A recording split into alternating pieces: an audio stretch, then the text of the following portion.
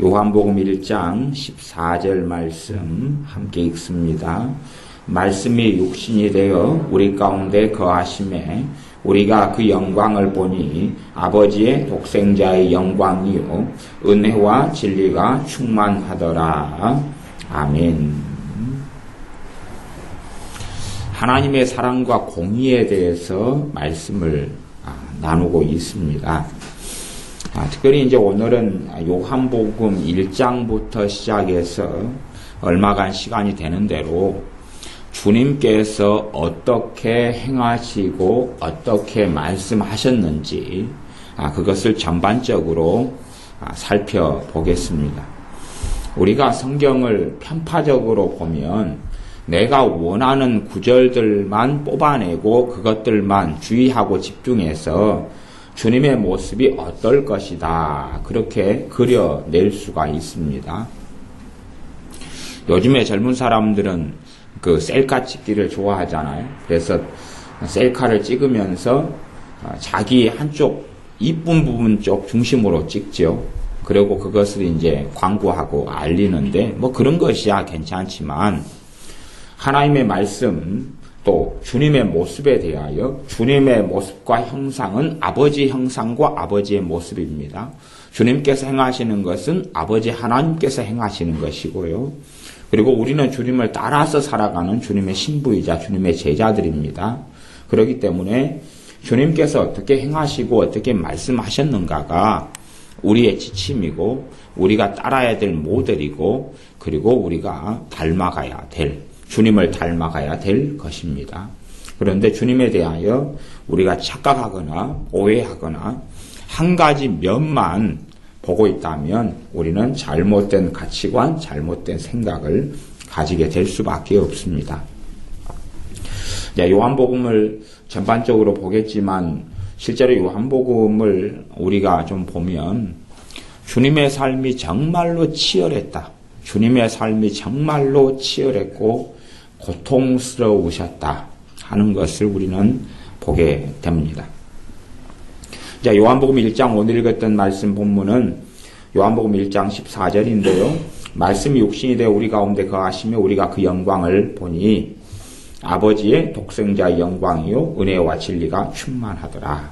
우리가 그 영광을 보니 아마 이 우리는 이 사도 요한, 예수의 제자 요한을 중심으로 한 제자들의 입장과 관점에서 주님을 만나고 체험하고 누렸던 그것을 말씀하는 것 같습니다.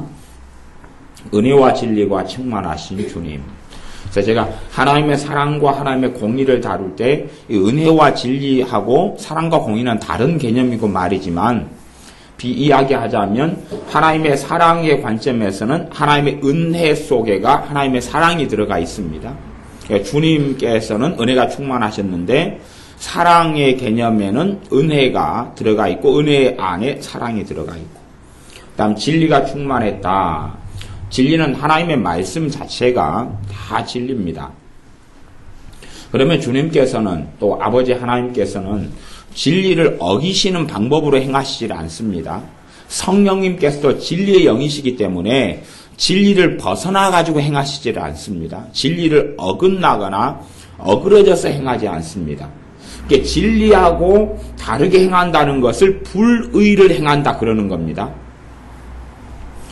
세상의 개념에서 쓰는 불의나 악이나 죄는 세상 법을 어기는 것이나 자신들의 가치관을 어기는 것이나 다른 사람에게 피해를 주는 것이 죄고 악이고 불의가 되지요. 그러나 성경에서 불의와 죄와 악은 진리를 어기는 것입니다. 주님께서 진리를 어기신다면 주님은 불의하시게 되지요. 그러나 주님은 진리가 충만하신 분이고 진리로 사셨던 분입니다. 진리로 사는 삶을 공통분모적으로 이야기한다면 의로운 삶, 공의로운 삶 이렇게 설명할 수도 있을 것입니다. 그러니까 우리들은 진리로 행하는 것은 사실은 많이 드물어져 가고 적어져 가는 것 같아요. 진리로 행하는 것은 적어져 가고요. 유행가처럼 사랑 그 누가 말했나 그렇게 감정적인 사랑의 부분을 성경이 그렇게 되어진 것처럼 주님께서 그렇게 사신 것처럼 착각하고 볼 때가 참 많다 하는 겁니다. 요한복음 2장을 봅니다. 요한복음 2장에 보면 1절부터 보면 가나에 혼인잔치가 있었는데 예수님의 어머니 되는 마리아가 주님께 포도주가 모자라다 그렇게 요청하고 그때 주님께서 2장 4절에 제가 읽어보겠습니다. 마리아에게 예수님께서 가라사대 여자여 나와 무슨 상관이 있나이까 내 때가 아직 이르지 못하였나이다. 포도주가 부족한 포도주를 주님께 해달라고 이 마리아는 요청합니다. 그 요청에 주님께서는 거절하신 것입니다.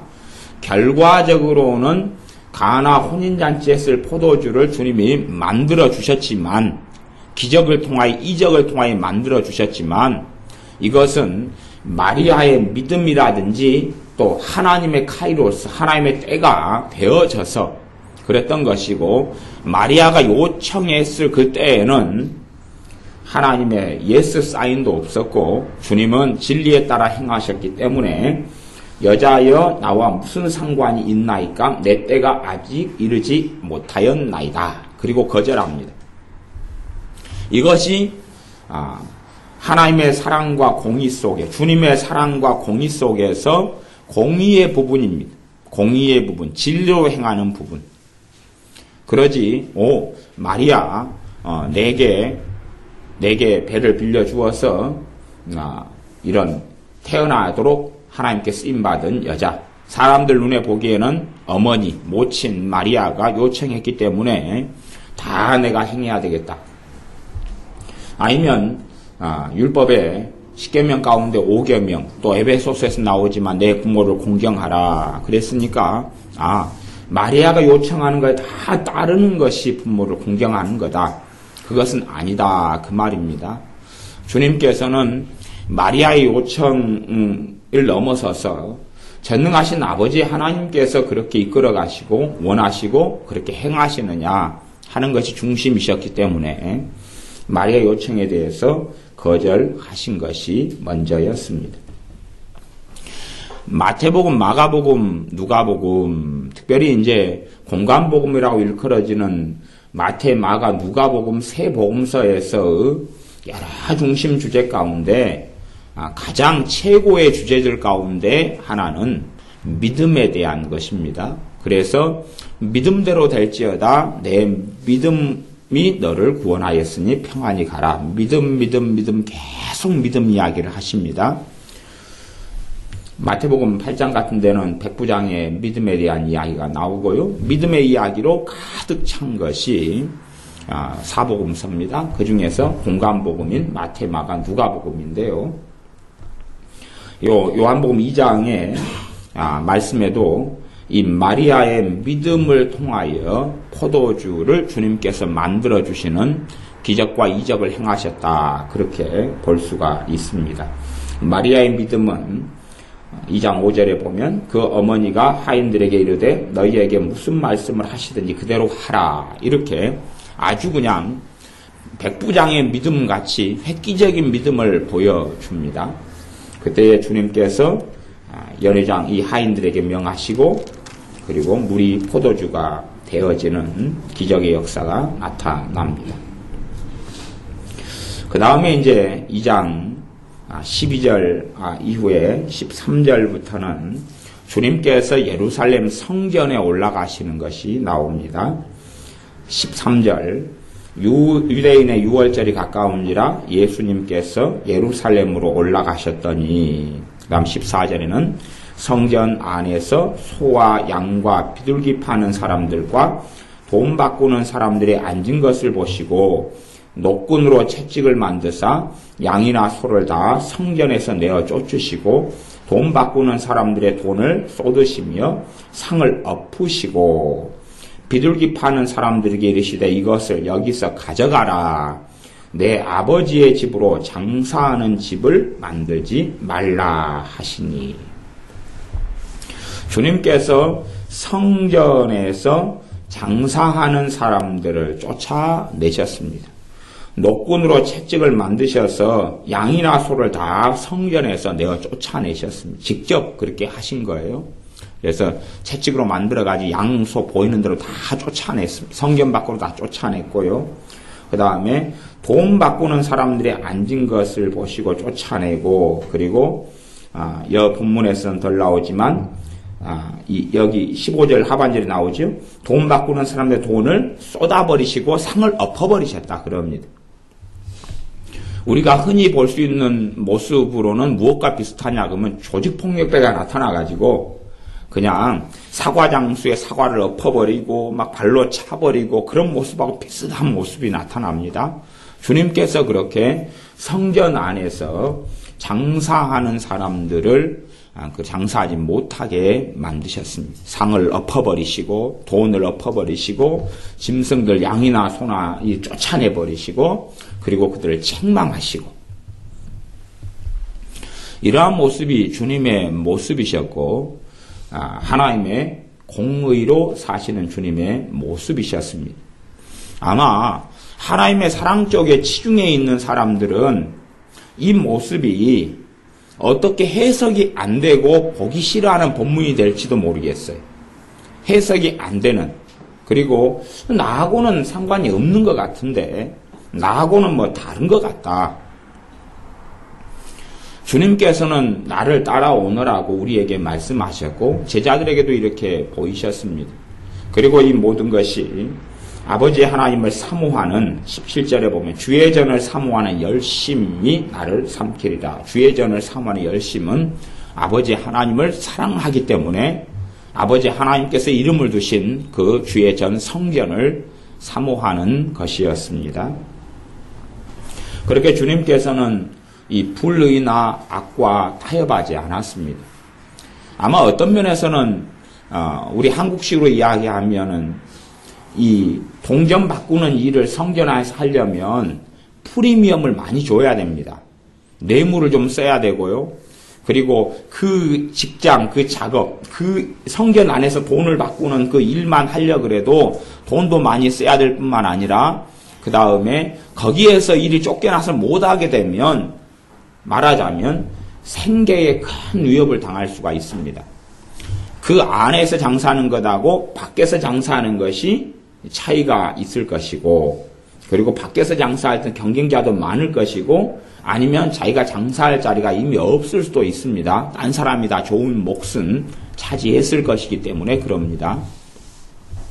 그러면 동전 바꾸는 사람 입장에 서면 그 사람의 생계가 위협당하는 일, 그리고 그 사람의 소득이 많이 줄어드는 일, 혹은 아마 동전 바꾸는 사람의 자식이 그때는 돈이 더 많이 필요할 정도로 병들고 아팠을 수 있었지 않겠습니까? 아니면 소나 양을 파는 사람들에게 그들에게도 생계의 위협이 닥치는 일을 주님께서 행하셨습니다. 주님의 눈을 그냥 감아버리셨다면, 왜냐하면 사람들은 그것이 관습적이고 습관적으로 이제 괜찮은 일로 인식되었기 때문에 그렇습니다. 성전 안에 동전을 바꾸고 양과 소를 팔고 하는 것이 어떤 입장에서는 굉장히 편리합니다. 아주 편하죠. 왜냐하면 유대인들은 성전에서 제사 지내고 성전에서 하나님을 섬겼기 때문에 밖에서 이제 오다 보면 뭐 헌금도 내야 되고 뭣도 내야 되고 돈도 필요하고 이런데 돈을 바꾸려 그러니까 돈 바꾸려는 환전상이나 뭐 등등이 필요하면 저 멀리 가야 되지 않습니까? 찾아가야 되는데 그 수고를 성전 안에서 해주기 때문에 그 수고를 덜어주는 것이니까 실제적으로 아주 편리합니다.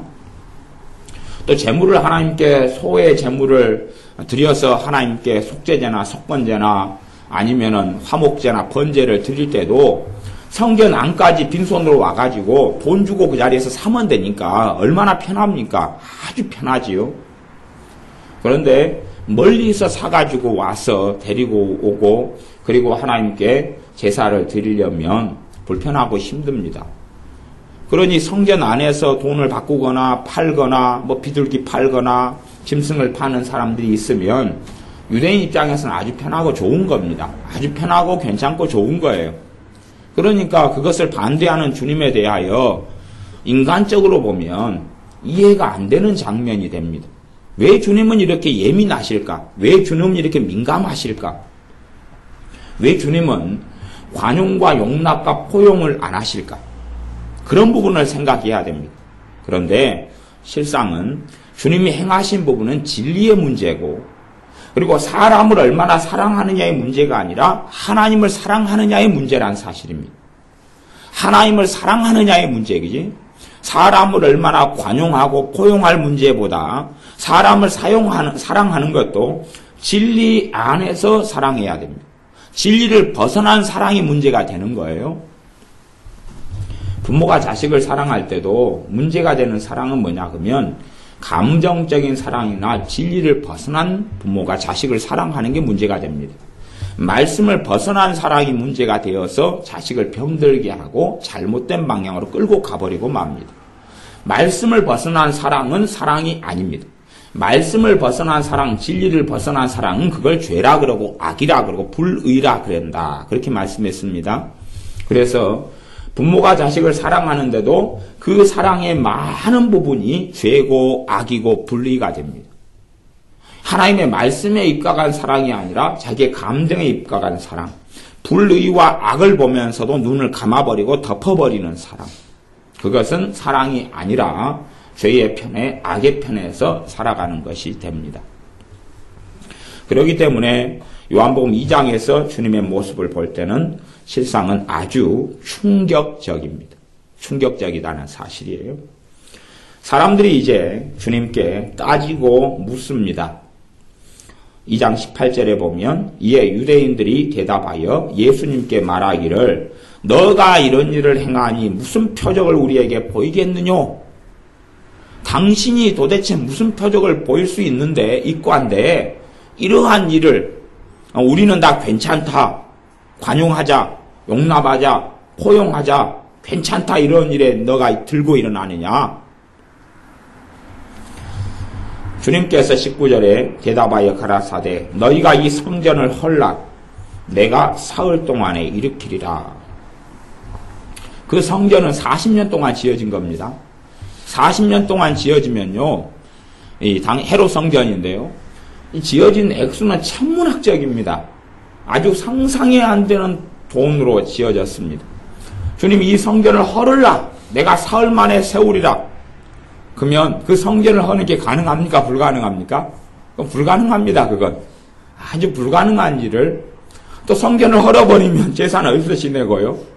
그러니까 주님께서는 사람들이 이해할 수 없는 말씀을 하시는 겁니다. 도무지 이해할 수 없고 받아들일 수도 없는 말씀을 이 성전을 헐라 그러면 내가 사흘 동안에 이렇게 세우리라.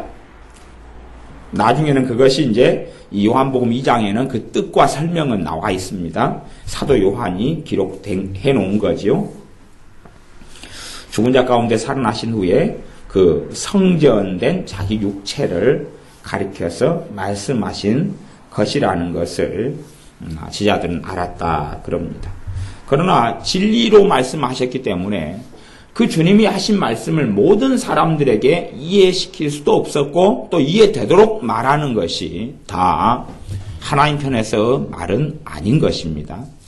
제자들이라 할지라도 주님을 믿고 다른 제자들도요, 언제쯤에나 이 말씀이 이해가 됐냐 그러면 수년이 지난 다음에 주님께서 죽으시고 부활하신 이후에야 그 말씀이 깨달아지고 알아졌습니다. 어떤 면에서 사랑 그러면은 그렇게 해야 될 거 아니에요. 지자들이 이해할 때까지 막 설명해 줘야 될 거 아니에요. 너희가 이해를 못하는구나. 지금 이해가 50%밖에 못하지. 더 자세히 풀어주마. 설명해주마. 다루어주마. 그래도 아직 잘 이해가 안 됩니다. 그래 또 반복해주마. 또 설명해주마. 풀어주마. 다루어주마. 사실은 어떨 때는 그렇게 성령님께서 인도하시지만 또 어떨 때는 그것이 성령의 인도가 아닐 때가 아주 많다는 사실을 기억해야 됩니다. 여기에서 주님은 말씀하시고 딱 스톱을 해버립니다. 그래서 제자들도 못 알아먹었는데 다른 사람이 알아먹을 수는 없는 거예요. 아마 주님의 말씀을 들었던 대다수 유대인들은 못 알아먹고 죽었고 지옥에 떨어졌을 겁니다. 알아먹지도 못했고 불신자 상태에서 죽어서 지옥에 떨어졌을 수 있습니다. 못 알아먹었어요. 그 다음에 이제 요한복음 2장 23절부터 6월절에 예수님께서 예루살렘에 계시니 많은 사람이 그 행하시는 표적을 보고 그 이름을 믿었으나 예수님을 믿었다 그 말. 예수님의 이름을 믿었다 그 말은 예수님께서 그리스도이시고 메시아이신 것을 믿었다. 하나님이 보내신 구원자이신 것을 믿었다. 그럽니다. 믿었으나 그러나 24절 예수님께서는 그 몸을 저희에게 의탁지 아니하셨으니 이는 친히 모든 사람을 아심이요 또 친히 사람의 속에 있는 것을 아심으로 사람에 대하여 아무의 증거도 받으실 필요가 없음이니라. 주님을 믿은 사람들에 대하여 주님은 그들에 대하여 속을 다 아셨기 때문에 부정적이셨다 그 말입니다. 자신의 몸을 의탁해 버리면 그 사람들은 악하게 행하고 잘못 행하고 주님을 이용하고 주님을 자기들이 원하는 대로 끌고 가려고 하는 예수님을 믿었지만 예수님을 이용하는 사람들이 될 수 있는 여지와 소지와 충분한 가능성을 주님은 이미 아셨다 그 말입니다. 그래서 그들이 예수님을 믿었으나 그러나 그 몸을 그들에게 의탁지 아니하였다. 그들의 죄성을 알고 그들의 본성을 알고 그들의 너무 친밀하게 되어 가까워지면 또 그들과 함께 주거를 함께하고 그들의 도움을 다 주는 도움, 의탁한다 그 말은 그들이 나 당신 믿어요. 메시아로서 구주로 믿어요. 그러니 내가 주는 음식을 받아 드세요. 내가 제공하는 잠자리에서 주무세요. 내가 주는 집에서 지내세요. 여기에 별장이 제가 2개가 있는데 그 별장 하나를 드릴게요. 제가 주는 나귀를 타고 다니세요. 내가 주는 당나귀를 걸어서 힘들게 다니지 말고 타고 다니세요. 아니면 여기서 올 때마다 우리 집에 들리셔서 마음대로 쉬시고 휴식을 취하시고 생활하세요. 이곳에 오실 때마다 풀 서비스로 음식을 드릴게요. 그런 요청들에 그렇게 서비스하고 준다는 것에 주님은 거절하셨다 그 말입니다. 그것이 몸을 의탁지 않았다 그 말입니다. 그렇게 하다 보면 자기는 이제 그 사람들은 그 악한 본성이 악으로 달려가느냐 주님 앞에 회개로 달려가고 바른 삶으로 가느냐에서 악으로 달려가는 본성이 나타난다 그 말이에요. 주님을 이용하는 사람들이 얼마든지 되어져서 더 악한 사람들이 주님을 믿었으나 그 후에는 처음보다 형편이 더 훨씬 심해지고 악한 사람들이 되는 것처럼 그렇게 되기 때문에 주님이 거절하시는 것이 본질적으로는 그들에 대한 주님의 사랑이셨습니다. 그래서 이 주님이 거절하시는 행하시면은 2가지가 다 포함되어 있다 이렇게 말할 수 있어요. 하나는 거절하시는 것이 그들이 그 악한 본성이 드러나지 않도록 그리고 주님을 이용하는 자가 되지 않도록 하는 사랑의 행하심이고 또 하나는 그들을 따라서 행할 때에 그들이 주는 걸 먹고 그들이 주는 옷을 입고 간혹 헌금하고 연보를 하는 여자들이 하는 것하고 상과 다르게요. 그런 부정기적이고 또 도와준다 해도 그들이 이용하는 사람들이 아닌데 전반적으로는 그런 사람들이 많다 그 말입니다. 그렇게 될 때는 그들의 요구를 거절하는 부분도 쉽지 않고 또 어떤 면에서 자기가 충분히 뭘 제공하고 주었는데 주님 이렇게 해주세요 그러면 주님이 안 된다 그러면 상처받을 것 아니에요. 내가 이렇게 주님을 잘 섬겼는데 내가 음식으로 옷으로 집으로 그렇게 잘 섬겼는데 왜 내 사소한 요구 하나 안 들어줍니까? 이런 문제가 생기면서 이간질, 공격 원래가요 최고 무서운 것 중에 하나가 그렇습니다. 정말로 나를 가까이 하는 내 편이 되면요 사실은 위험성이 있어요. 위험성이 뭐냐 그러면 등을 돌려서 가장 악한 공격자가 될 수 있어요. 여러분이 그걸 인생살이 속에서 이 기억하시는 것이 좋다, 지혜다 그렇게 저는 개인적으로 생각합니다. 네, 저도 누가 저를 굉장히 옹호하거나 굉장히 저를 위하거나 그러되면 제가 사실은 좀 경계를 합니다. 막 사람인 저는 실수도 있고 허물도 있고 문제도 있는데 누가 정말 그냥 뭐 어떻게 굉장히 몰입을 하거나 아주 그냥 보통 상식적인 관계가 아니라요. 그냥 상식적으로 사랑하고 또 서로 기도해주는 이런 관계가 아니라 그걸 넘어서서 당신밖에 없다 이렇게 올인하는 그런 스타일 있잖아요. 그러면 저는 굉장히 위험하게 생각합니다. 왜 그러냐면 조금 지나면 뭔가가 틀어지면 속이 상하고 뭔가가 틀어지면 완전한 공격자로 돌변할 수 있는 사람들이기 때문에 그렇습니다. 그래서 사람들의 본성 안에는 그런 게 있어요. 자기가 뭔가를 해주면 뭔가를 내가 그 사람으로부터 배려를 받고 어떤 것을 돈이나 물질보다는 어쨌든 간에 자기가 원하는 그 기준들이 있어요. 그렇게 되기를 원하는 되지 않으면 어떤 사람들은 완전히 속이 뒤틀려 가지고 반대자로 공격자로 전향을 해버리는 사람들이 부류가 있습니다.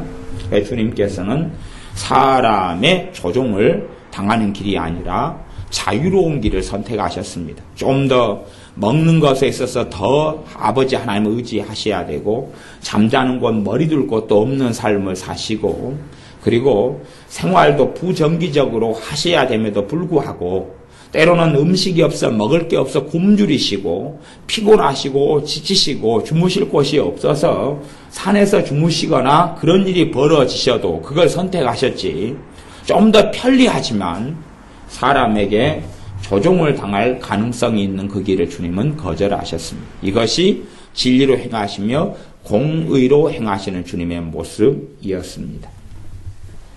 다음 요한복음 3장에는 니고데모와의 대화가 나옵니다.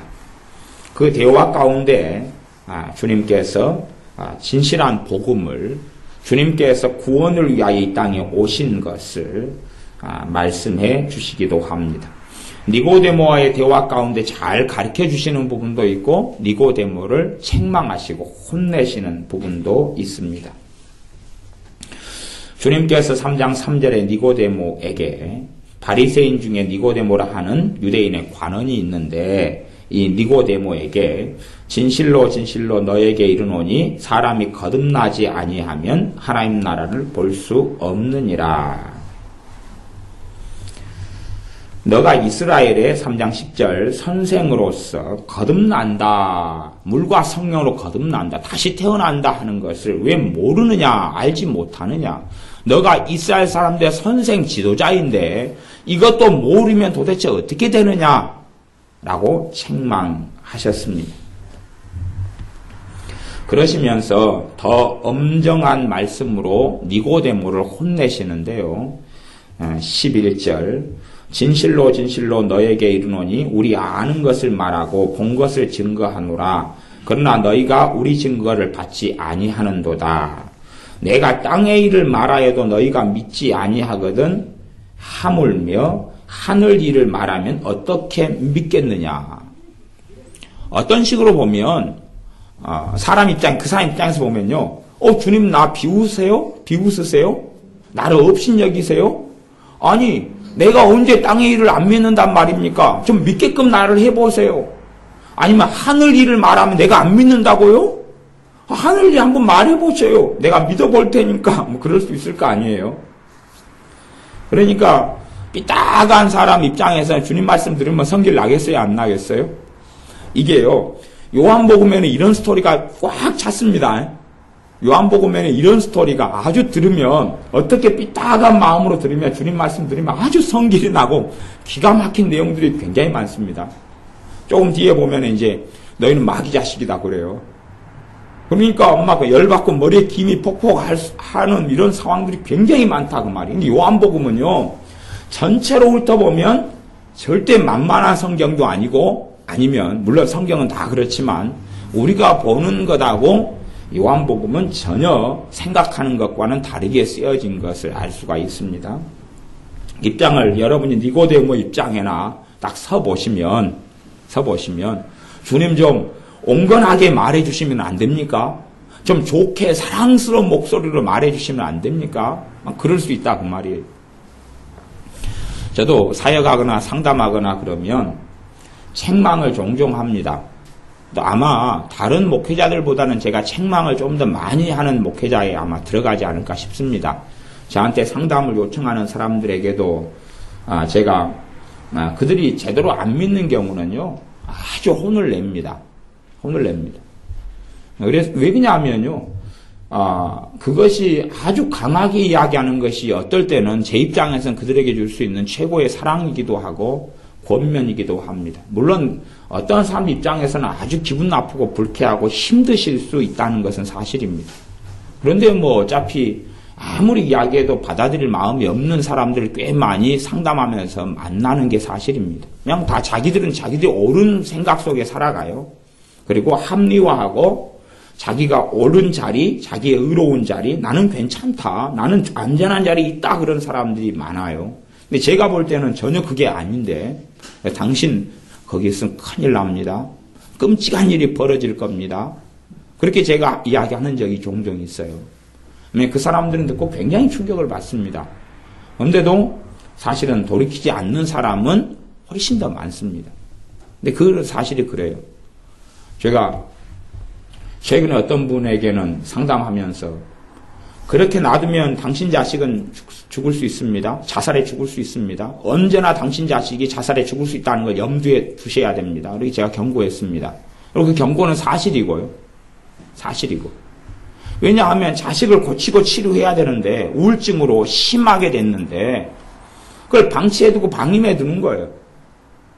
그렇게 해서 그 자식은 방치해두고 방임해두고 놔둬버리고 자기가 어떻게 뭐 조언받고 상담받고 자식이 받아야 되는데 그리고 그러니까 이게 참 얼토당토하는, 그러니까 제가 제 입장에서는 경고를 할 수밖에 없는 거죠. 실제로 우울증을 앓는 사람들이 자살해 죽는 것은 아주 흔하고 빈번한 일이기 때문에 그렇습니다.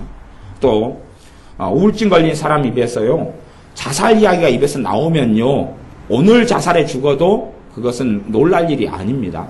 아주 심각하게 됐다, 그런 이야기이기 때문에 그럽니다. 그런데도 심상치 않게 생각하고 아무렇지도 않게 생각하고 단지 자살해 죽고 싶다는 이야기가 직접 당사자 입에서 나왔는데 그냥 아이고 그런 마음 먹지 말아라, 좋은 마음 먹어야지, 그런 식으로 따둑거리고 끝내려고 생각한다면 아주 끔찍한 일이 벌어질 수가 있습니다. 말하자면 지금 암이 걸려서 심각하게 아픈데 감기약 좀 먹어, 그러면 괜찮아질 거야, 그런 것하고 똑같은 어리석음이다, 그 말이지요. 그래서 그런 치료받아야 한다는 것을 정직하게 진실대로 된 대로, 사실은 뭐 애언도 아니고 뭣도 아니고 사실에 입각해서 이야기를 해주는 거예요. 본인이 직면하기 싫은 진실, 그것이 제 입장에서는 사랑인데 상대방 입장에서는 아픈 것이 되겠지요. 이 니고데모라는 사람은 아픈 이야기를 들을 수밖에 없었습니다. 내가 땅의 일을 말하여도 3장 12절 너희가 믿지 아니하거든 하물며 하늘 일을 말하면 어떻게 믿겠느냐.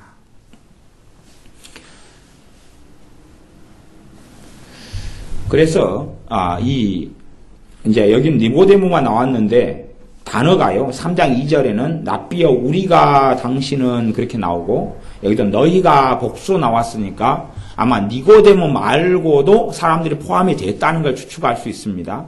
니고데모 패밀리가 왔는지 아니면 예수님의 제자들이 그 안에 들어가 있어서 그들에게 포함이 되었는지 모르지만 니고데모 한 명만 야단 맞고 혼난 건 아닙니다. 그래서 내가 땅의 일을 말해도 너희가 믿지 않는다, 그렇게 말하셨고, 그런데 하물며 하늘 일을, 천국의 일을 말하면 너희가 어떻게 믿겠느냐, 그리고 책망하셨습니다.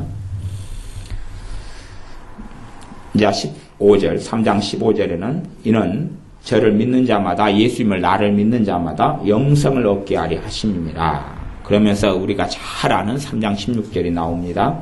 하나님이 세상을 이처럼 사랑하사 독생자를 주셨으니 이는 저를 믿는 자마다 멸망치 않고 영생을 얻게 하려 하심이니라.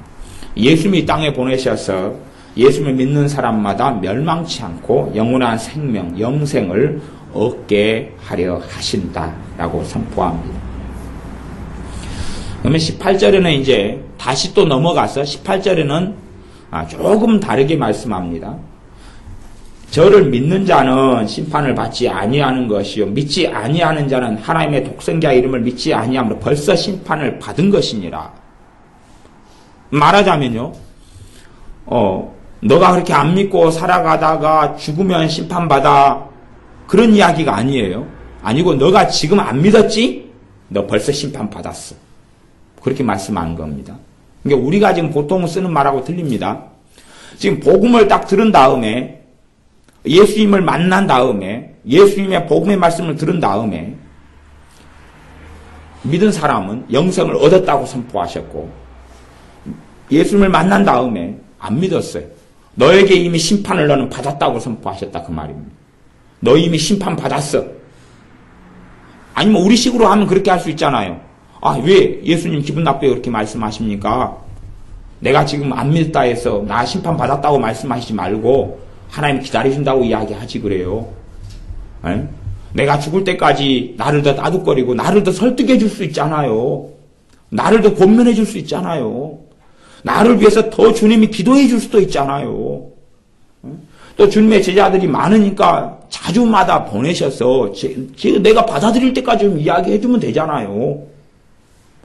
그것을 주님의 사랑이라고 생각하거나 그런 식으로 생각할 수 있다, 그 말이에요. 그러나 주님은 우리가 생각하거나 우리가 말하는 스타일이 아니셨습니다. 그리고 주님은 벌써 하나님의 독생자 이름을 믿지 아니함으로 벌써 심판을 받은 것이니라. 심판을 받았다. 그러면서 예수님의 복음을 듣고 그 자리에서 안 믿는 사람에 대하여 어떤 진실을 주님이 드러내버리셨냐 그러면 19절에 진실을 드러냈습니다. 심판을 받아, 심판을 정죄를 받았다, 그 말입니다. 정죄라는 것은 우리가 재판장에 서면 판사가 망치를 땅 두드리면서 징역 3년 그렇게 하는 것 정죄라 그래요. 너는 그 죄를 지었기 때문에 무기징역 선고, 아니면 정죄를 받는다. 그러면 너 벌금 2,500만 원, 내 징역 8개월, 그것이 정죄라 그 말이에요. 그 재판의 결과를 받아버렸다, 그 말이에요. 정죄는 이것이니 3장 19절 빛이 세상에 왔으되 사람들이 자기 행위가 악함으로 빛보다 어두움을 더 사랑한 것이니라. 너가 지금 나를 믿지 않는 것은, 예수님의 복음을 듣고 믿지 않는 것은 너가 악하기 때문이다, 그 말이에요. 그렇게 이야기가 된 겁니다. 이게 사람들은요, 나는 아직 종교를 가지고 싶은 마음이 없어요. 나는 아직은 믿고 싶지 않아요. 나는 좀 더 시간을 좀 가질래요. 그런 사람에 대해서 주님은 뭐라고 말씀하냐면, 네가 악하기 때문에 너가 빛으로 나오기를 원치 않는다 그랬다, 그 말입니다. 너가 악하다, 그 말이에요. 너가 악하니까 너 못된 것이 드러날까봐, 너 추악한 것, 악한 것, 더러운 것이 드러날까봐 안 나오지 않느냐. 하고 주님이 말씀해. 그게 너의 정죄다. 너는 이미 심판을 받아버렸다 그럽니다. 그러니까 우리가 성경을 읽고 아는 것하고요. 그러니까 읽고 안다는 것은 뭐냐 그러면 내 눈, 내 색안경을 끼고 성경을 보는 것하고 그냥 정확하게 진실대로 좀 더 직면해가지고 보는 것은 다릅니다. 그러니까 무수히 많이 성경을 읽는 사람들이 착각으로 성경을 읽는 사람이 참 많아요. 그냥 스스로 예수님의 모습을 만들어요. 꼭 로마 카톨릭에서 아니면 정교회에서 예수님 상을 만들어 놓고 거기에 손을 비비고 또 마리아 상을 만들어 놓고 비비고 하나님에 대해서 자기들이 생각해가지고 하나님을 만들어 놓고 하나님이다 그리고 꼭 손을 비비는 것은 말하자면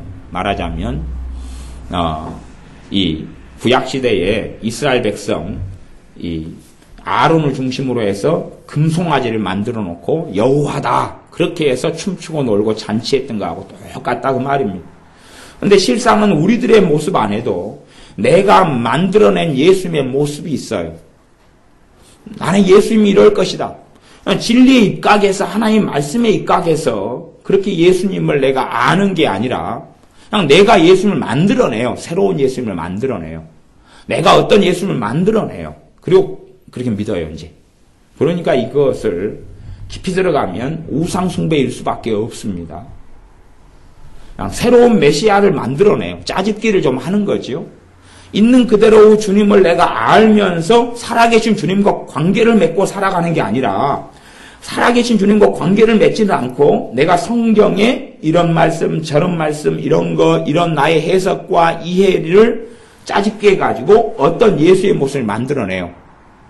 말하자면 그냥 공장에 가면 마네킹이 한 1000개의 마네킹이 있다 그러면 자기가 보기에 아름답고 이쁜 마네킹을 하나 선택하죠. 그래가 거기에 예수님 그거 써놓는 거예요.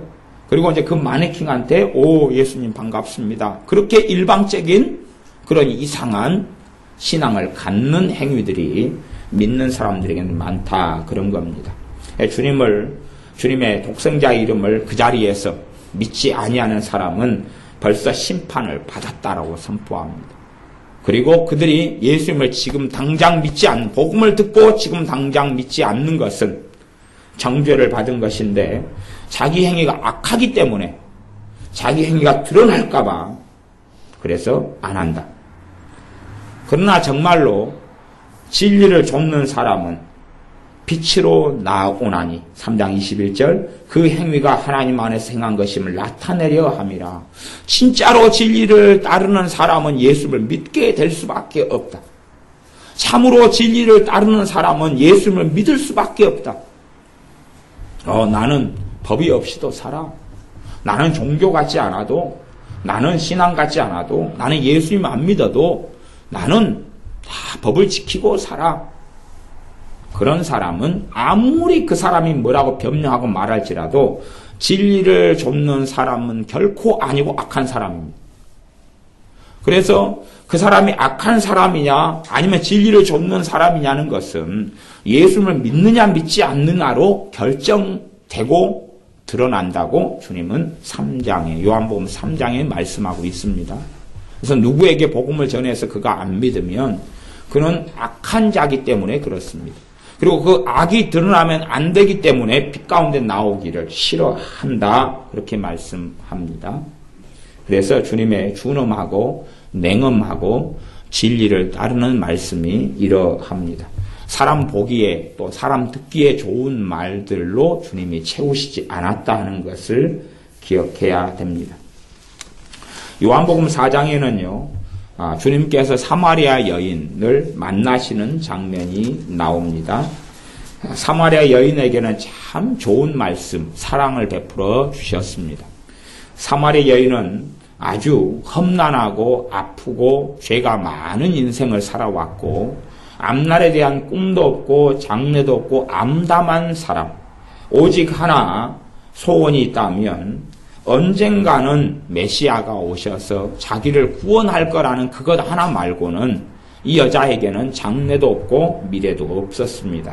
이 여자를 주님께서 만나셔서 4장 10절 말씀, 너가 만일 하나님의 선물과 또 내게 물 좀 달라 하는 이가 누구인 줄 알았다면 너가 그에게 구하였을 것이요 그가 생수를 내게 주었으리라.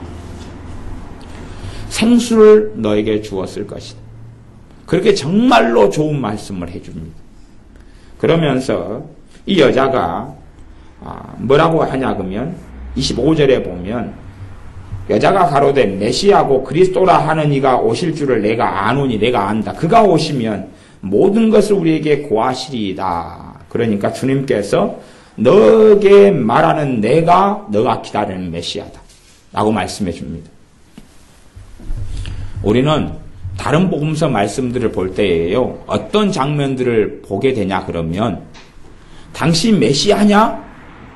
그럴 때 주님이 말을 안 해버리십니다. 대답을 안 해버리셔요. 그리고 다른 말로 돌려버립니다. 그리고 나도 말하지 않겠다 그럽니다. 무슨 권세로 이런 일을 행하냐 그러니까 그래 내가 그럼 거꾸로 너한테 질문해보겠는데 너가 대답하면 나도 대답해줄게. 그리고 딱 말을 안 해버립니다.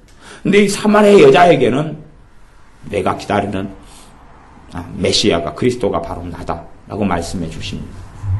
그러니까 다르다 그 말이에요. 아니 당신이 누구냐? 당신의 정체가 누구냐? 라고 주님께 묻는 사람들에게 주님이 다 똑같이 내가 메시아다, 내가 그리스도다, 내가 메시아다 그렇게 말씀 안 하셨습니다. 이것이 주님의 사랑과 공의가 다른 부분입니다. 왜 누구에게서는 자신을 드러내시고 왜 누구에게서는 숨기셨는지 이게 다 똑같지가 않았다는 것을 기억하셔야 돼요. 똑같지가 않았어요. 왜 다르냐 그럴 때 그 이유 중에 하나는 그렇습니다. 그들의 뱃속이 다르기 때문에 그렇습니다. 죄로 따지면 바리새인들이든지 일반적 유대인이든지 아니면 이 사마리아 여인이든지 아마 사마리아 여인이 객관적으로는 더 악하고 더 어리석고 죄된 삶을 살았을 수 있습니다.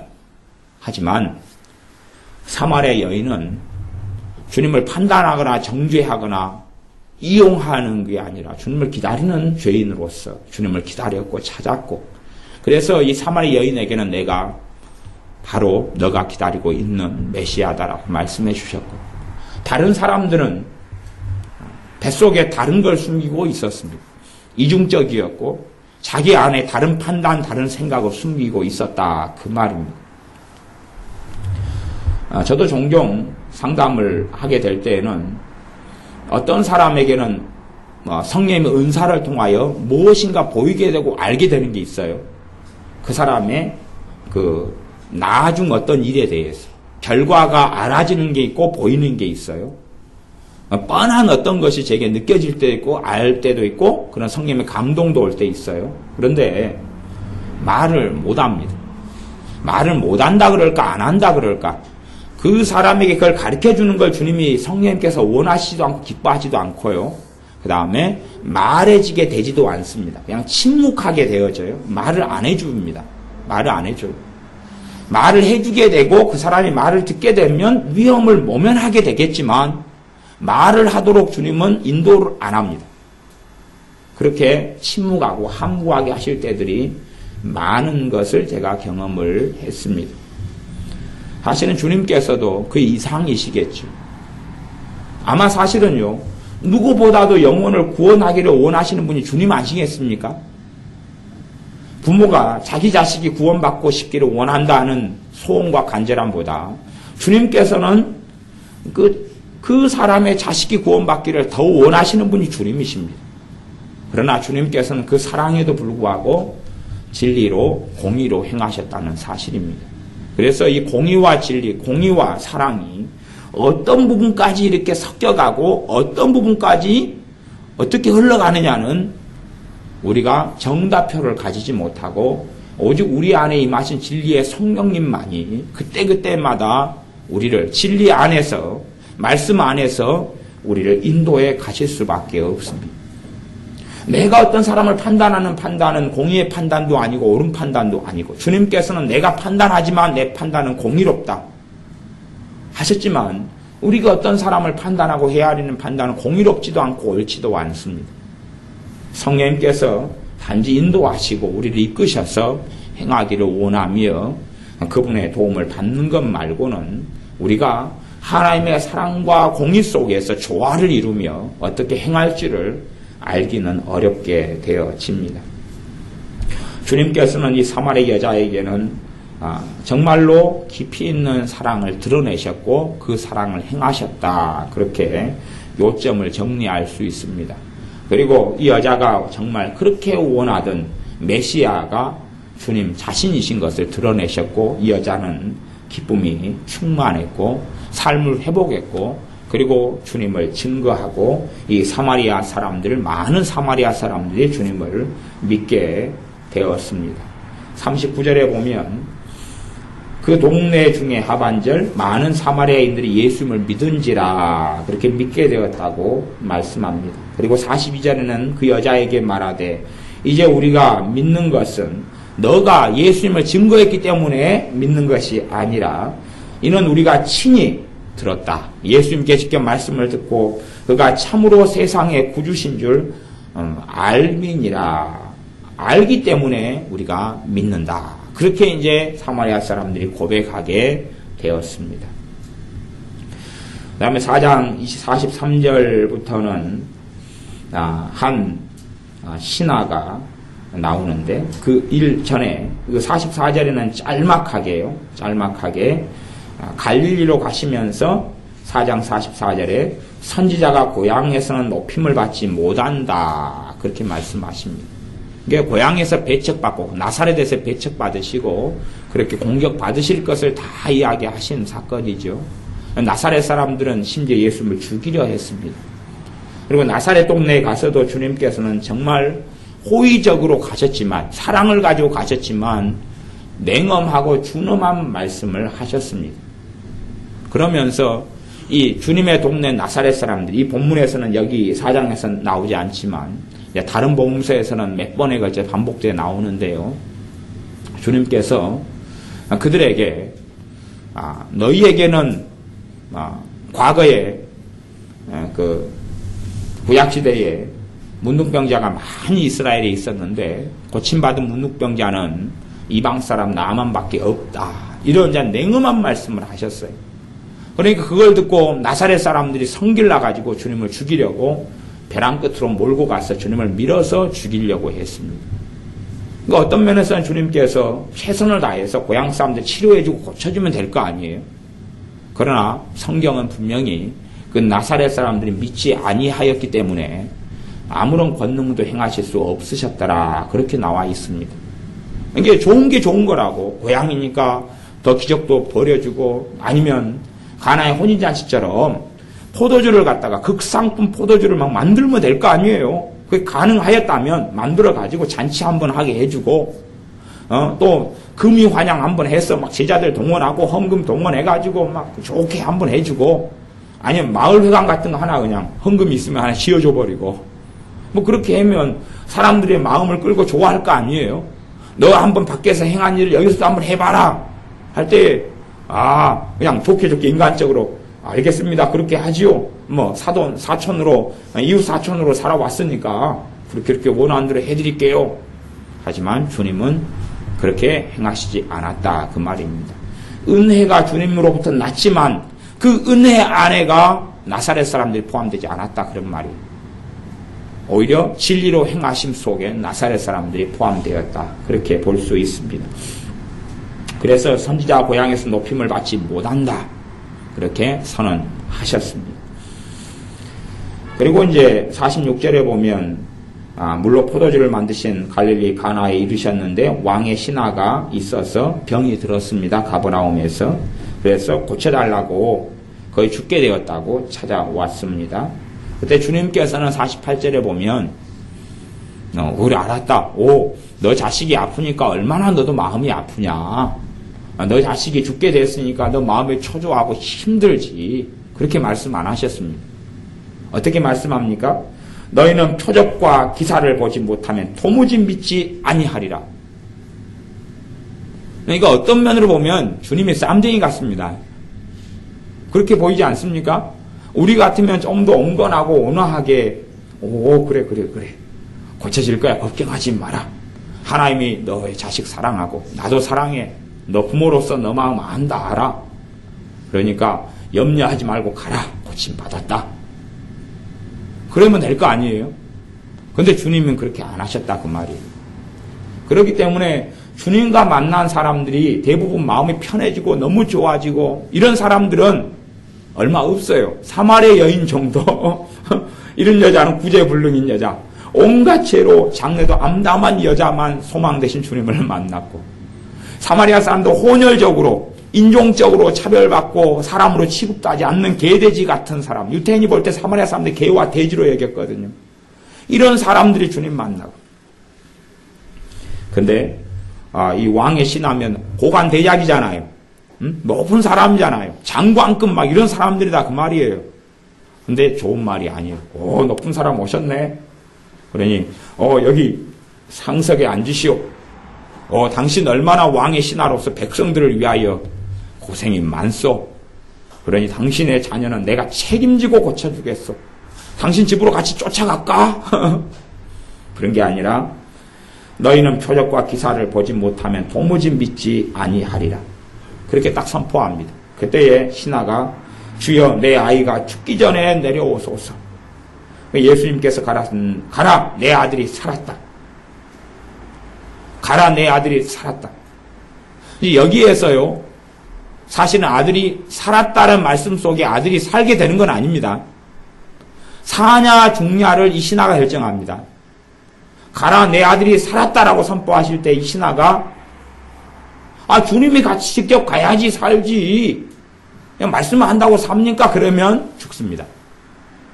그런데 신하는 주님 앞에서 다르게 반응합니다. 자기의 직위로 고관 대작이기 때문에 교만을 떨지도 않고 직위를 가지고 주님께 나오지도 않고 내 아들이 살았다 하는 말씀 50절에 들었을 때에 그 사람이 예수님이 하신 말씀을 믿고 가더니 믿고 갔다 그 말이에요. 내려가는 길에서 그 종들이 오다가 만나서 아이가 살았다 하거늘 그 낳기 시작한 때를 물으니까 어제 제 7시 열기가 떨어졌나이다 하는지라. 아비가 예수님께서 내 아들이 살았다 말씀하신 그때인 줄 알고 자기와 그 온 집이 다 믿으니라. 그러니까 이 신하는 지금 신자였어요? 불신자였어요? 불신자였다 그 말이에요. 주여서 내려오셔서 그랬는데 안 믿는 사람이었어요. 지금 다급해가지고 자식 살리려고 지금 주님께 와서 주여 살려달라고 그런 거예요. 그런데 주님께서는 표적과 기적을 보지 못하면 믿지 아니하리라. 그러니까 이 신하하고 신하의 집안 사람들은 뭘 보고 믿었어요? 표적과 기사 보고 믿었어요. 자기 자식 살아난 거 보고 믿었다 그랬잖아요. 성경에. 표적과 기사를 보고 믿었어요. 그러니까 주님께 믿음을 가지고 나온 게 아니라 안 믿었어요. 그러니까 주님이 그냥 한 소리 했죠. 야단 치셨어요. 그리고 이제 그때 그 야단을 맞고 주님이 너 자식이 살았다 그럴 때 믿음을 가지고 갔다 그 말이에요. 주님을 완전히 믿게 된 건 아니고 치유에 대한 믿음 있잖아요. 최소한 선지자는 사람 병을 고치기도 했고 선지자 정도 되어도 그 말씀이 하나님으로부터 말씀을 전했을 거기 때문에 내 자식이 고쳐졌을 것이다. 그런 믿음을 가지고 갔다 그 말이에요. 예수님을 그때 자기의 구주로 주님으로 믿은 게 아니라요. 이게 치유에 대한 믿음만 가지고 갔어요. 안 믿는 사람도 치유에 대한 믿음을 가지기 쉽습니다. 제가 좀 반우스갯소리를 하면 저는 이제 어떤 건물에 가요. 단란주점이 건물에 매칭되는 건물에가 단란주점이 한 5층인가 있었던 모양이에요. 뭐 그런 사건이 몇 건이 보고가 됩니다. 5층에 단란주점이 있었는데 4층이 하필이면 교회였어요. 그래가지고 단란주점 장사가 잘 됐어요. 그러니까 교회 입장에서는 맨날 술 마신 손님들이 오바이트 계단에 하고 지나가고 왔다 갔다 하고 막 그냥 술취 흥청망청하고 안 좋잖아요. 교회가 기도회를 해버렸어요. 목사님이. 교인들 데리고. 단란주점 망하라고. 단란주점이 망해버렸어요. 그 잘 되던 단란주점이. 그래가지고 단란주점 사장이 고발해버렸어요. 고발 이유는 그래요. 이 사람들이 기도했기 때문에 우리 단란주점이 망했으니까 손해배상, 피해보상 해야 된다고. 그러니까 재판장에선 교인들하고 목사님이 그랬어요. 아니 어떻게 우리가 기도한다고 단란주점 망하겠냐. 우리는 무죄다. 그랬어요. 그러니까 단란주점 사장은 너희들이 기도했으니까 너희들이 하나님께 우리 망하게 달라고 기도한 걸 아는데 그랬으니까 우리가 망했다. 그러니까 재판관이 판정을 내렸어요. 목사님과 교인들은 무죄다. 대신에 목사님과 교인들은 믿음이 없고 단란주점 사장이 하나님을 더 잘 믿는 사람으로 판결이 났다. 단란주점 사장은 기도의 능력을 믿었는데 목사님하고 성도들은 부인했어요. 우리가 기도한다고 어떻게 망했냐. 단란주점 사장 누가 기도했으니까 하나님의 역사에 우리가 망한 것 아니냐. 그것이 믿는 사람들이 때로는 이 불신자들이 치유의 믿음을 더 강하게 가진 경우들이 많이 있어요. 그러니까요. 제가 재밌는 이야기는요. 믿는 집사님한테 무슨 어려운 일이 있어서 집사님 제가 기도해 드릴 테니까 염려하지 마세요. 그러면 그 집사님도 나름대로 기도해 봤을 거 아니에요. 그러니까 별로 안 받아들입니다. 그냥 감사의 위로가 좀 됩니다 하고 끝나요. 근데 안 믿는 사람한테요. 제가 당신 위해서 기도하겠습니다. 직장 때문에 힘들다. 내가 당신 직장에 기도할게요. 감사합니다. 당신이 기도하면 될 거예요. 그러니까요, 불신자는요, 기도해 준다고 하면 다 좋아합니다. 여러분이 불신자 만나가지고 기도해 준다고 하면 싫어하는 사람이 있는 거 어디 찾아보세요. 근데 신자들은요, 안 좋아하는 사람이 의외로 많아요. 기도해 준다 그래도 식상합니다, 이게. 식상하다는 이야기는 믿는 사람들이 기도에 대한 믿음이 있다고요, 없다고요? 없는 사람이 무진장 많습니다.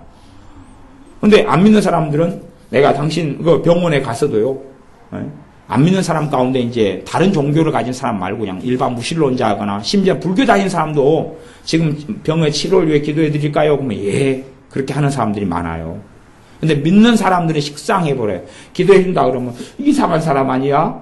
그리고 혹시 이단이 아니야? 막 사이비가 아니야? 뭐 등등 막 이제 교당 교파가 뭡니까? 그리고 막 그런 사람들이 많아. 오히려 별로 그렇게 반가워하지 않고 믿지를 않는다. 그 말입니다. 이제 5장에는 베데스다 연못과 병자를 고치는 사건이 나옵니다. 베데스다 연못은 어떤 곳이냐 하면 5장 3절에 보면 그 안에 많은 병자, 소경, 쩔뚝발이, 혈기 마른 자들이 누워 물의 동함을 기다리는데 천사가 가끔 그 연못에 내려와 가지고 연못이 동할 때 동한다는 말은 출렁출렁 한다 그 말이에요. 바람이 불어 출렁거리는 게 아니고 물이 그냥 천사가 와서 한 번씩 왜 하나님은 이런 일을 행하시는지 모르겠어요. 아니면 천사가 왜 이러는지 모르겠는데 한 번씩 물이 막 동하고 막 움직일 때 회오리가 치든지 어떤 방금 움직일 때 거기에 선착순 한 명만 뽑았어요. 선착순 한 명만 물에 풍덩 연못에 들어가면 치료가 돼버렸어. 그러니까 선착순을 하려고 해도 중풍병자 같은 사람 안 되겠죠. 아니면 안진병이도 안 될 거고 좀 다리는 멀쩡한 사람 정도가 돼야지 선착순 한 명에 들어갈 텐데 그래서 그곳에는 5장 3절에 보면 병자들이 많았다 그랬어요? 적었다 그랬어요? 많은 병자가 있었다 그랬죠? 많은 병자가. 주님은 그 중에 몇 명을 치료하셨습니까? 100명요? 1000명요? 1명요? 딱 한 명입니다.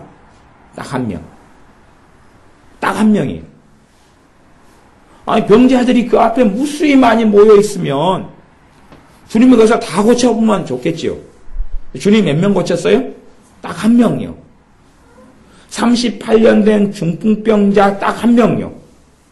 그 딱 한 명에게도 물었어요. 살그머니 물으시기를 너가 낫고자 하느냐고 물었어요.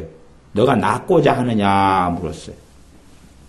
그러니까 자기가 선착순 한 명이 되게 어렵다. 7절에 보면 병자가 대답하되 주여 물이 동할 때 물이 막 움직일 때에 나를 못에 누가 넣어줄 사람이 있으면 나를 막 들쳐업고 달려가가지고 막 그냥 던져주면 1등 할 텐데 그런 사람도 없어서 내가 가는 동안에 막 엉금 기어가는데 다른 사람이 선착순 1등 해버려요. 그래가지고 상황 종료. 자기는 고침 못 받고 38년째 병들을 앓고 있는 이 베데스다 연못에는 몇 년 있었는지 몰라요. 근데 장기 체류자겠죠. 예수님께 가라서 일어나 내 자리를 들고 걸어가라.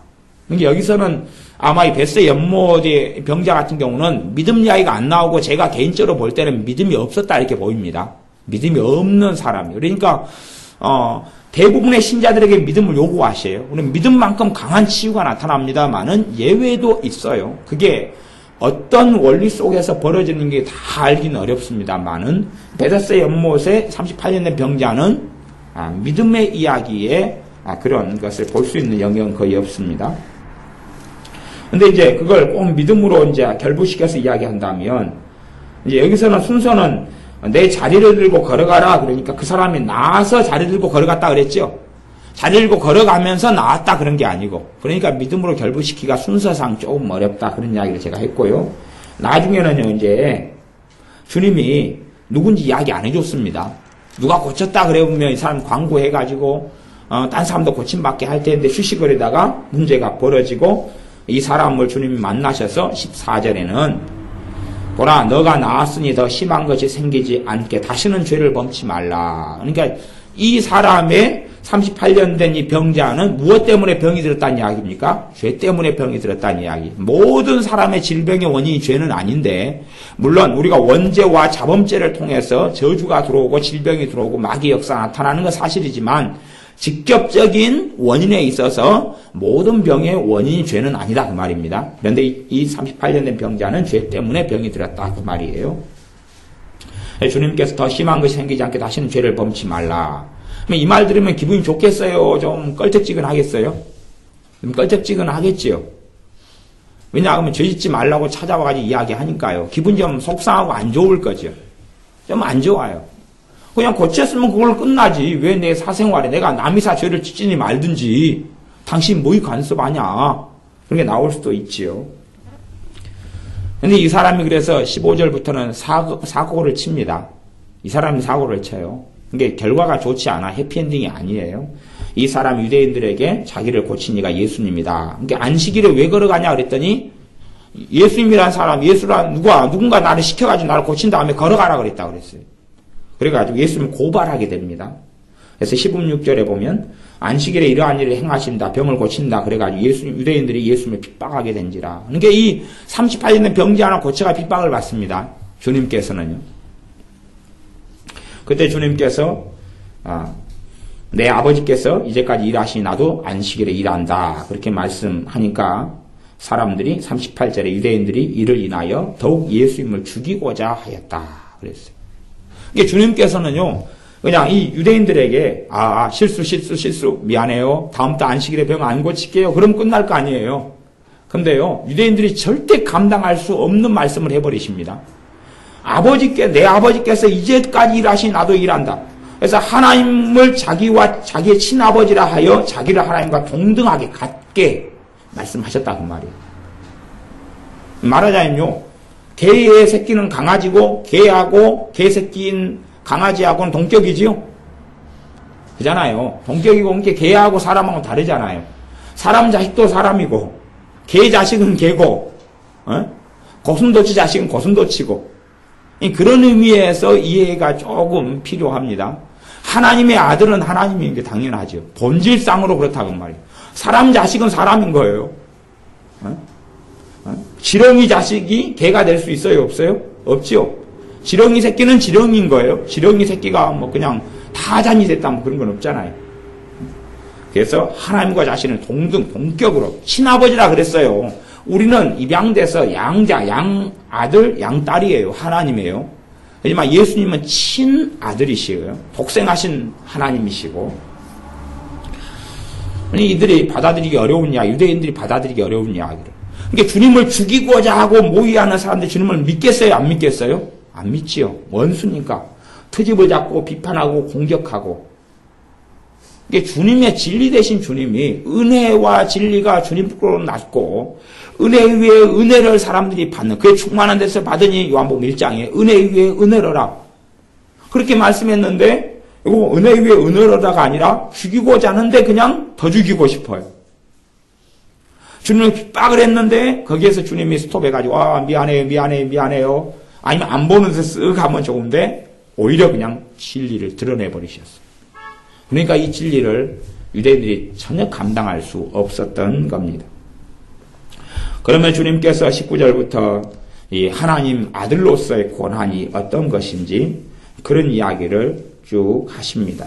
그러면서 23절에는 모든 사람으로 아버지를 공경하는 것 같이 아들을 공경하게 하려고. 그래서 우리가 예수님을 경외해야 되고, 또 섬겨야 되고, 예수님께 경배를 드려야 되는 것이. 아버지 하나님을 경배할 뿐만 아니라 우리 주 예수 그리스도를 경배해야 되고. 아들을 공경치 아니하는 자는 그를 보내신 아버지를 공경치 아니하느니라. 이 말 듣고 또 기분이 좋겠어요? 안 좋겠어요? 예수님을 죽이고자 하고 핍박하는데 아들을 공경치 않으면 하나님을 공경하지 않는다 그러니까 이제 이건 더 감당이 안 되죠. 그 다음 27절에는 또 인자됨을 인하여 심판하는 권세를 주셨는데 내가 심판하는 권세를 가지고 있다 그러니까 더 기분이 안 좋죠. 이렇게 쭉 주님께서는 자신의 권세에 대하여 말씀을 하십니다. 5장까지만 이제 오늘은 이렇게 다루고 다음에 6장부터 또 계속 이어져서 다룰 수 있었으면 합니다. 우리가 생각하는 것하고 예수님 모습이 많이 틀리고요.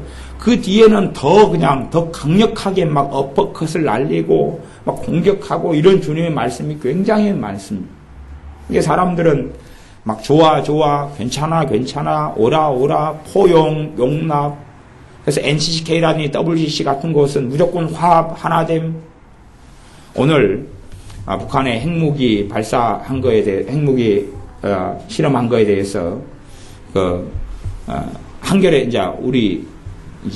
한겨레 신문 일면을 저는 한겨레 신문은 안 보지만 매일 아침마다 이 한겨레 신문 새벽 예배 전에 이제 신문을 보면 이제 우리 교회 건물 안에가 한겨레신문 보고, 우리 교회는 국민일보 보고 그러니까 한겨레신문 같이 봐가지고 이제 제가 전면을 봤거든요. 그랬더니 한겨레신문 전면에는 그런 거예요. 그냥 북한의 핵개발 그런 거 해고 실험해도 다 포용하고 용납하고, 그것 가지고 북한에 대해서 뭐 제재를 가하고 그러면은 대통령 당선인은 북한에 대한 그러니까 등을 돌리겠다는 것이니까 그런 일 하지 말아라. 북한이 핵개발하고 핵실험해도 그것 가지고 시비 걸지 말아라. 그런 게 이제 전면에 나와 있는 기사예요. 참 웃기지죠. 웃기는 게 한겨레예요. 걔네들은 본래 이 종북주의 빨갱이 좌파 중심 애들이죠. 어쨌든 우리의 삶 속에 이 NCCK라든지 이렇게 화합하고 이제 평화하고 타협하고 원하는 걸 제공하고, 이게 주님의 삶인 것처럼 거짓말로 가리킨다 그 말이에요. 그건 거짓말이 굉장히 많아요. 겉으로 보기에는 평화고 하나됨이고 화합이고 얼마나 좋아요, 모토는요. 하지만 결코 진리는 그렇게 말씀하지 않습니다. 진리를 벗어난 화합은 그것은 악이에요. 그건 죄예요. 진리를 벗어난 타협은 죄고 악입니다. 진리를 벗어난 하나의 말씀, 진리를 벗어난 관용과 용납은 죄고 악입니다. 진리 안에서의 사랑이고, 진리 안에서의 용납이고, 진리 안에서 하나됨입니다. 예수님의 이름을 무시하고 인정하지 않고 WCC 같은 곳은 초원제도 지내고 구슬해버려요. 그애들 모임에서. 그러니까 우리나라에 무당 같은 사람 하나 불러다가 걔 목사들, 신부들 모임에서 막 구슬해버려. 구판을 벌려버려요. 그게 WCC예요. 근데 그것은 이제 부산 총회를 지금 개최하겠다는 거예요. 부산에서요. 그걸 반대하는 측과 찬성하는 측으로 한국교회는 지금 나눠져 있어요. 갖고 지금 싸우고 있는데, 찬성하는 사람들이 얼마나 정신이 나가고 넋이 나갔는지 몰라요. 근데 이유는 뭐냐 그러면 주님이 얼마나 사랑이 많은 분이냐. 그러니까 허용하고 용납하고 이를 통해 하나가 되자 그러는 거예요. WCC 부산 총회에서 자기들이 이루고자 하는 것도 그런 거예요. 뭐냐 그러면 남북 간에 아주 그냥 하나됨을 되게 만들도록 WCC에서 그렇게 하자는 거예요. 그러니까 하나 된다 그 말은 북한은 자기 입장을 포기합니까? 안 합니까? 안 하지요. 안 하는 게 북한 입장을 다 수용하고 너희가 돈도 주고 식량도 지원하고 그러면서 하나가 되는 걸 해라. 그거 WCC에서 지구들이 그렇게 하겠다는 거. 누가 그렇게 발표해요? NCK가 그러지요. 그러니까 참 정체가 무엇인지는 정확히 알 수가 있습니다. 그래서 우리는 주님께서 진리대로 행하셨다는 걸 기억하고 진리 안에서의 사랑, 또한 진리를 통해서 공의를 행하는 것이 신자들의 삶 속에서 주님께서 행하셨던 모습임을 알고 그렇게 주님을 닮아야 할 것입니다. 기도하겠습니다.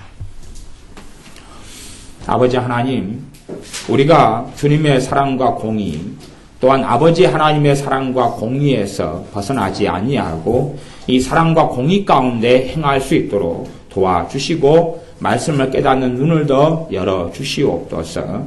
우리가 만들어내고 우리의 필요와 자규에 따라서 구절이나 절을 떼어내서 만들어낸 주님이 아니라 온전하게 말씀을 성령님의 조명과 인도하심과 객관적인 시야 앞에 말씀을 보며 또한 조명받으며 이해하며 깨닫게 도와주셔서 참으로 주님의 참되신 모습을 말씀을 통해 알아가며 그 주님과 함께 만나고 사귀고 교제하며 주님과 동행하며 주님을 닮으며 따르는 우리들이 되게 도와주시옵소서. 예수님의 이름으로 기도하옵나이다. 아멘.